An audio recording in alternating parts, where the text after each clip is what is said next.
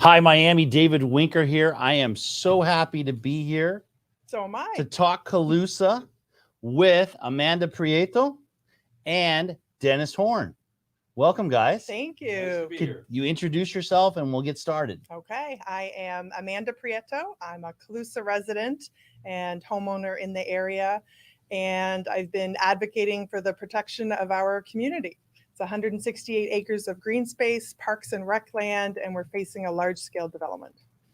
Dennis Horn. My name is Dennis Horn, and I live in a neighboring community across Kendall, Winston Park. And I have been involved with outdoor environmental causes and photography, and I'm a birder. And Amanda enlisted my assistance, which I was more than happy to give to such a worthy cause, to join the Save Calusa movement. Awesome. Well, I'm glad you're here. There's a lot to talk about. We have a big hearing. A big hearing. Let's talk about what's happening next Wednesday at, is it 9:30. 3:30? 9:30. 9:30 a.m. Stephen P. Clark, November 17th, is the Board of County Miami-Dade Commissioners zoning hearing, and we're on the agenda. It's a big agenda, lots of items. It'll be a very busy day. The request is to change the zoning on our green space. So it's currently Parks and Rec. And I want to stop you there. Yep. I think that as, we're talking a lot about resiliency. We're talking a lot about development issues. And this is not somebody trying to build more than they're entitled to build. I mean, I guess in some sense they are, but this is parks and rec land on the future land use map Exactly. at Miami-Dade. Yes. And it's almost like you feel like asking for, I think some people are like, what's happening here? And I think I'd like to take a step back and talk about how this community started and put into context what's happening. So this community started in the late 60s. 67 as a golf course community. So it was built and designed as a golf course, a ring of homes around the golf course that back onto the golf course, and then the community extends from there. It's always been privately owned parks and rec space. It was never meant to be developed. We have a lovely, windy, 15-mile-an-hour road that goes around. It's picturesque with trees. It's beautiful. It's a community that's designed, for walkability, for families, high quality of life. It's beautiful. And a large-scale development was never intended. But let's keep going. So in Hurricane Andrew hits. Actually, Bacardi bought the property in 2003 for $2.7 million. 168 acres for $2.7 million. Yes, because there was a land use restriction. I mean, what a missed opportunity for the county. Yeah, it would have been a great county park. I mean, what is Tropical Park? Half that? I mean, Yeah. That's an amazing piece of land to be had for 2.7. But that's water under the bridge. That's right. So here we are now. So the golf course is operating. Yes. Everything's fine. Yes. The community is what the community was expected to be. Yes. Then what happens? So it wasn't actually Hurricane Andrew. It was, I think it was Maria, maybe. It was hit by hurricane. The clubhouse had some damage. And after that, they never reopened it, but they kept the golf course open. But that was a huge hit for the community because it was really, it was a community hub. It was a space where you could go. There was a restaurant, there was a bar. You could have, weddings, bar mitzvahs. It was a place to gather and enjoy, the green space and time with your friends and family. So that unfortunately closed. And then he closed the golf course permanently in 2011. Closed in 2011. And then something happened where we're going to, I was going to go into kind of what happened, but basically the golf course lays fallow, and I'm going to get to Dennis in a second and some of the pictures, but I think to talk about maybe just keep going with the logistics of it. So then it's like, okay, we don't want a golf course anymore for some reason. Right. Not viable. Was, not a viable business, not profitable, which especially now we would argue after the pandemic, golf is, booming.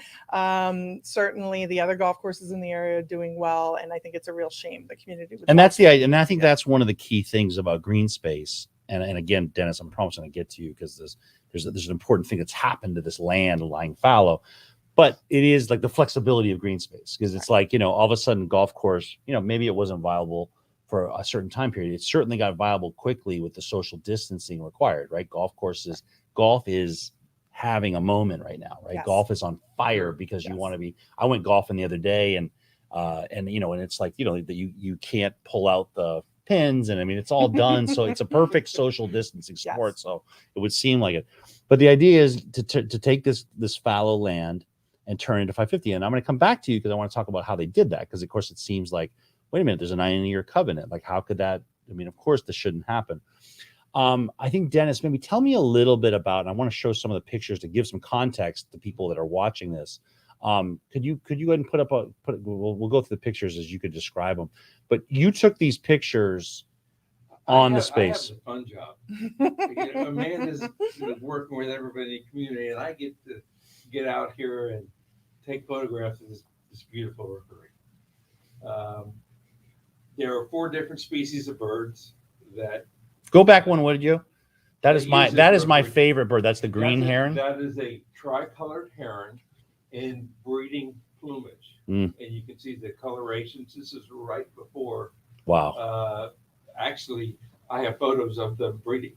So, Wow. So Look at that. this is Right. a great egret doing basically kind of like a His dance. mating dance. That he or she?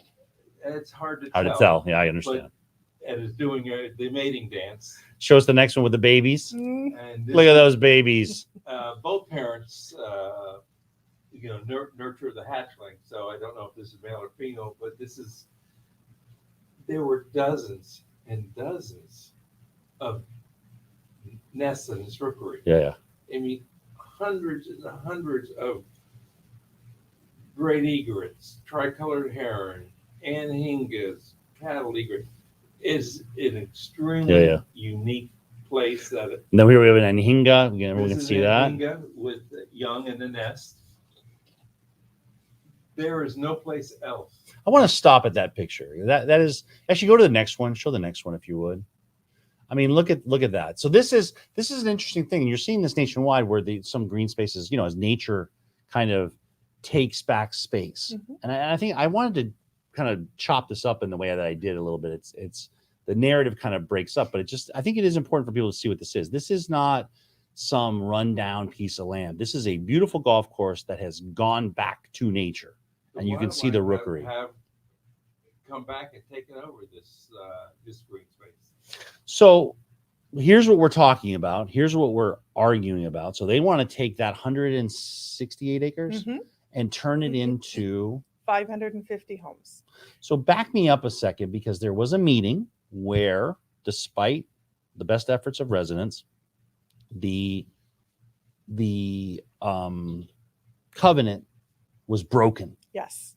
And when that covenant was broken, what was automatically allowed on this property were 30 homes. You can take the picture off if you want.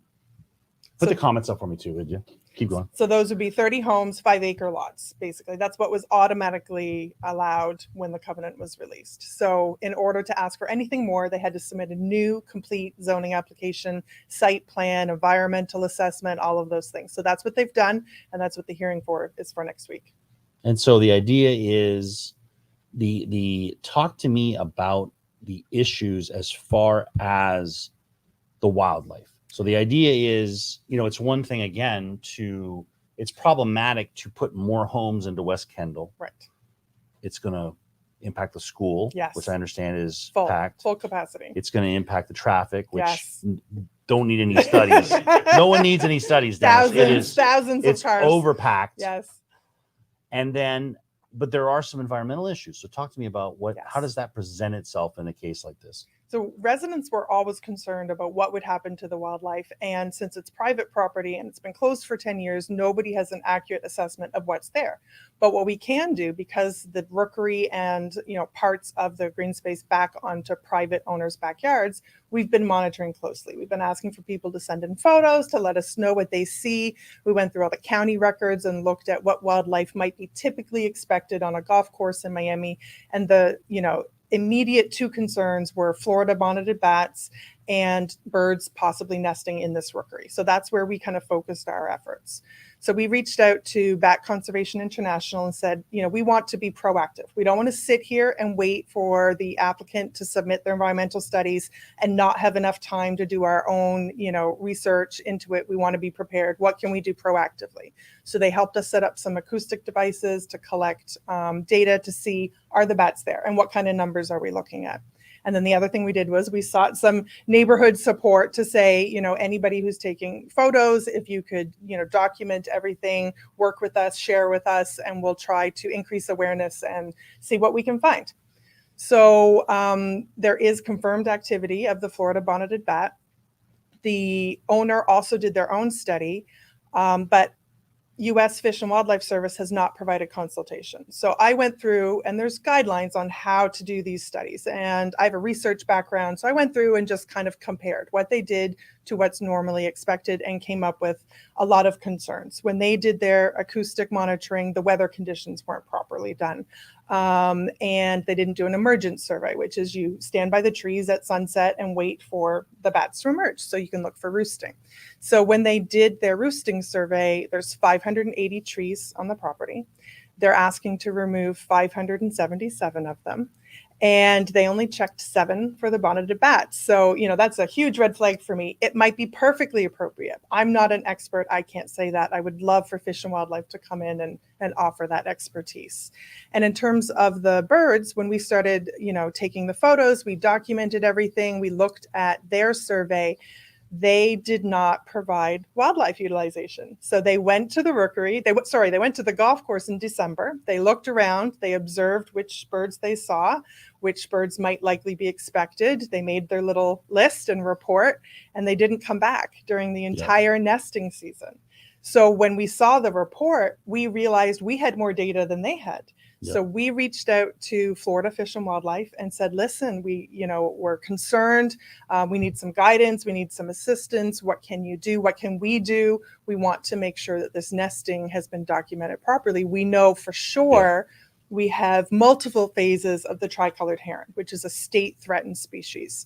And so with some guidance from them, we had to submit a lot of data, coordinates and dates and the timeline and, from mating to breeding feathers to nesting to juveniles, the whole spectrum. And they added it to this map they have. It's the Florida Fish and Wildlife Commission map of imperiled wading birds.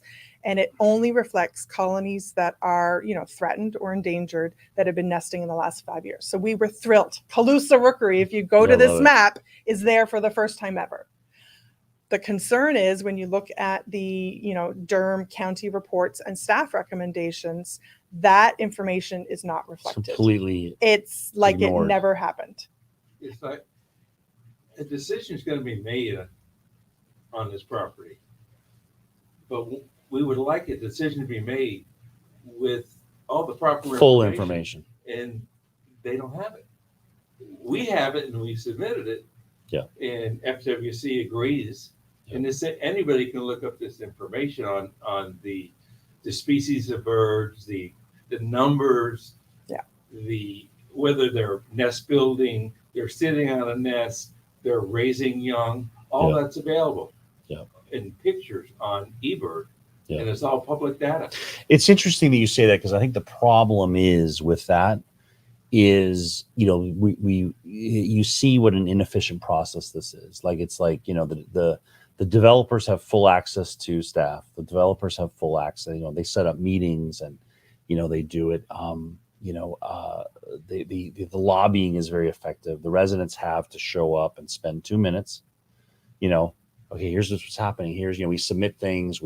It's going to be very, it's just a very inefficient way to kind of make them see, like, well, wait, look at your county report is wrong. Your county report doesn't take into account this. And so with that being said, if someone watches this and says, this sounds like a terrible idea, let's at least slow this down and take a look at what's happening here.